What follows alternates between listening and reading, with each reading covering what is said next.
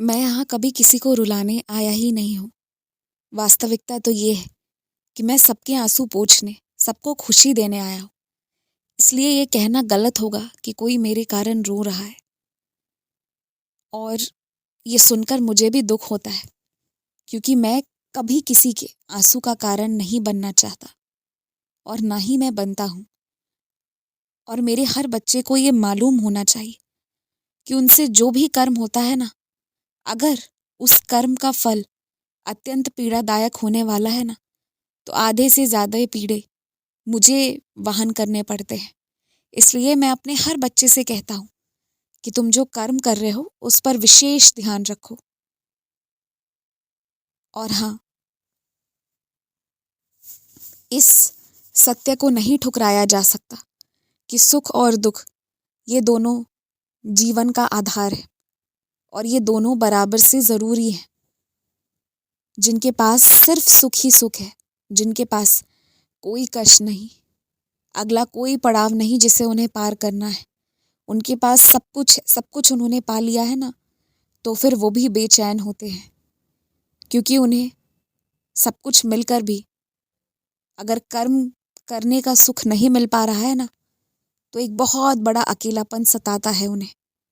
आज तुम्हें मौका मिला है, तुम अपने किस्मत से कर्म करो, अच्छे कर्म करो और सारी बुराइयों को अच्छाई में बदल लो।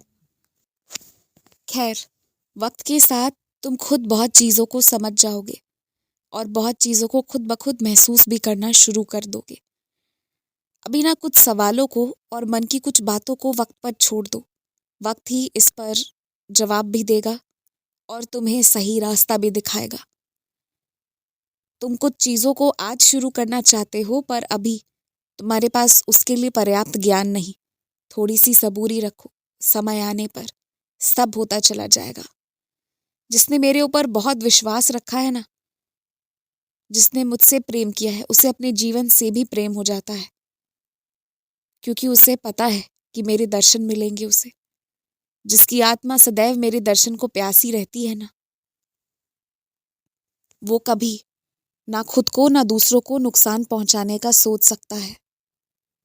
मैं तुम्हें बस यही कहना चाहता हूँ कि सच और झूठ के बीच का फर्क समझना सीख जाओ। फर्क करना आता है, पर फर्क समझना नहीं आता है। अब इसे समझना भी सीख जाओ। हर दूसरा इंसान जो ये कहता है कि वो परम भक्त है, तो तुम्हें उसे मना करने की ज़रूरत नहीं है, ना ही उसे कुछ सिखाने समझाने की ज़रूरत है।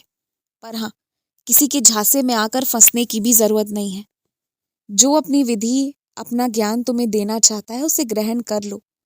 तुम्हारे लिए उसमें से जो ज़रूरी है, केवल उन्हीं चीज़ों का पालन करो, बाकी चीज़ें रहने दो। हर इंसान के देखने का नज़रिया अपना अपना होता है और शासन करने के लिए मैंने किसी को हक नहीं दिया है कि कोई अपनी बातें ही चलाए किसी के समक्ष। मुझे तुमसे जैसे जो करवाना है मैं वैसे करवाऊंगा। और हाँ, जिससे मुझे जो जितना करवाना होगा उतना करवा लूंगा। तो यहाँ कोई बात ही नहीं है कि किसी के तरीके को अपनाओ या ना अपनाओ। तुम केवल मेरा ध्यान करो, मैं तुम्हें सही रास्ता बताऊंगा। और हो सके तो श्रीमद् भागवत गीता का पाठ किया करो। तुम्हें बहुत कुछ सीखने को मिलेगा। तुम पर कृपा मालिक की निरंतर बरसती है और बरसती रहेगी। बहुत प्रेम है मालिक का तुमसे, जो उन्होंने मुझे और तुम्हें मिलवाया है। खुश रहो।